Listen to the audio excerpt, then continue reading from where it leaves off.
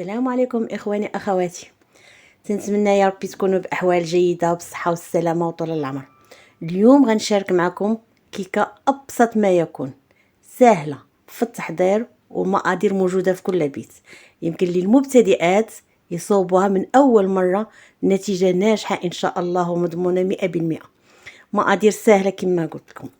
المقادير كالتالي: غنحتاجو 6 المعالق الفورس كبار مغربل، 6 المعالق الزيت، 6 المعالق سنيده، 6 المعالق الحليب، خماره، 2 بيضات، ابسط الملحه مع اشراد الحامض محكوكه او فانيليا. 2 بيضات بسم الله. 2 بيضات غنديرهم انا هي في الطراب ميكسور.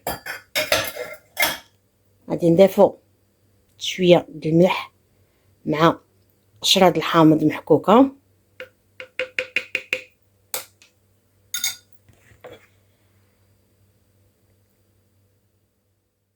كما تشوفوا انا هادشي خلطته غير في الميكسور. غناخدو 6 المعالق الزيت، 1 جوج 3 4 5 6. غادي نضيفو عليها 6 المعالق سنيده، 1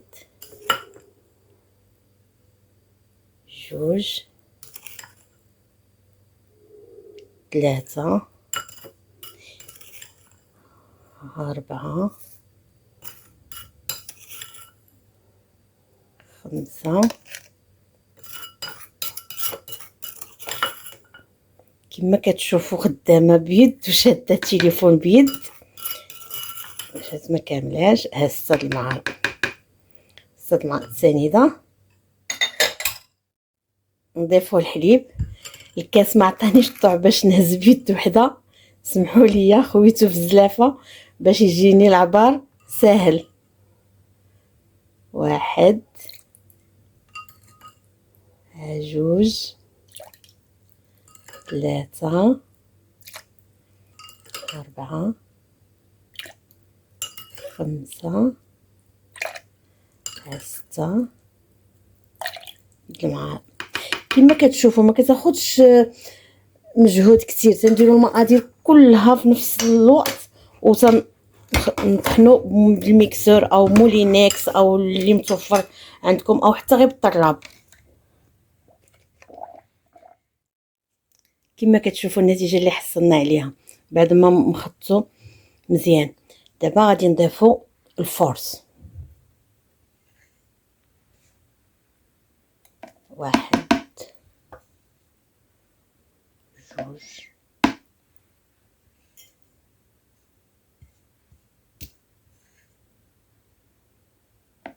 3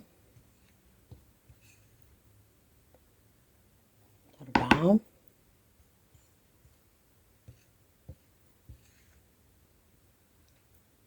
5. غادي نكتفي ب5 تنشوف. واخا قلت في الاول 6 غادي نكتفي ب5 لان على حسب الفورس واش تيشرب ولا لا. وغادي نعاود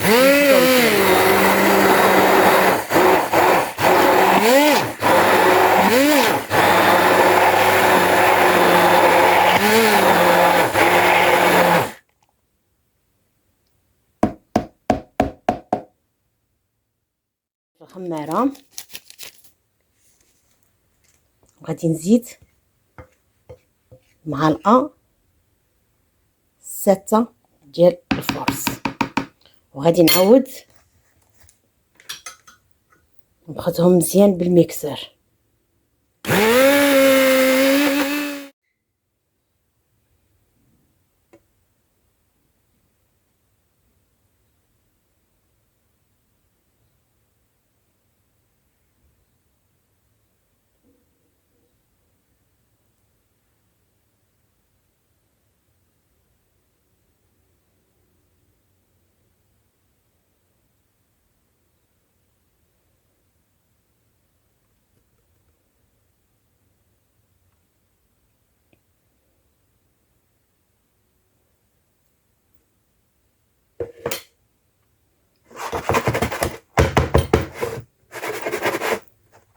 غنضربو شويه باش يتعمروا لنا الجناب، يخرج لك شي هواء. سيداتي دابا غادي ندخلوها للفران ومن بعد نطلعوا ان شاء الله. واني اخواتي هذا الشكل الكيكه ديالنا بعد ما خرجناها من الفران.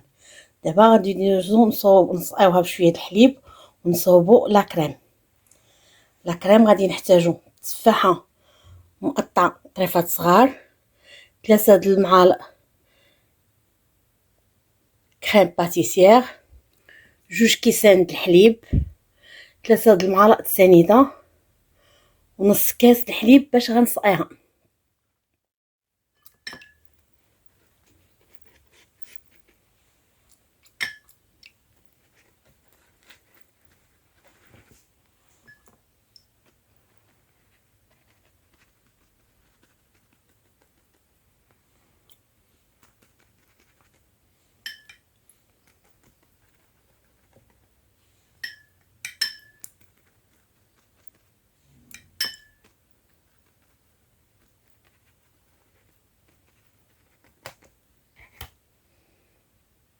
والان غندوزو نحضروا لا كريم.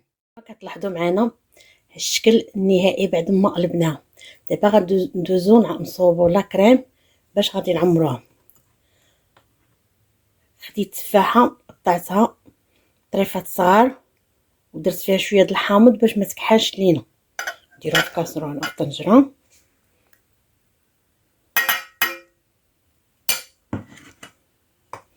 غادي نضيفو 2 كيسان د الحليب،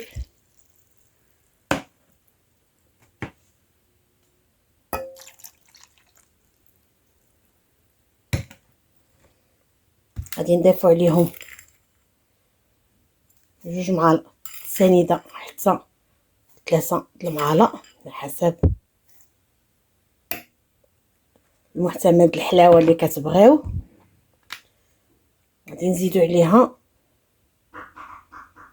2 حتى 3 د المعالق النشا، عفوا كريم باتيسير 3 د المعالق.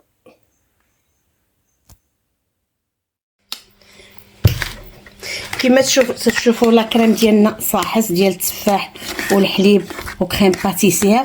ويمكن لكم تضيفوا فاني او الزهر باش تبنوا. تنخويوها على الكيكه ديالنا تنعمروها من الوسط بهذه الطريقه هكا.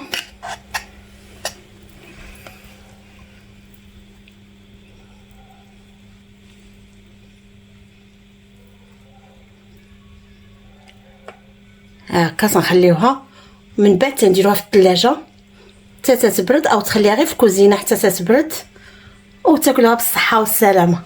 كنتمنى هاد الكيكه اللي شاركت معكم تنال اعجابكم وتجربوها وديروا لي تعليقات ورايكم فيها. كما كتشوفوا اخواني اخواتي هذا شكل الكيكه ديالنا النهائي.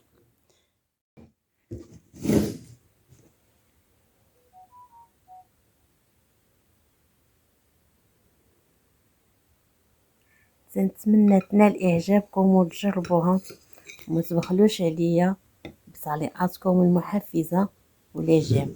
وشكرا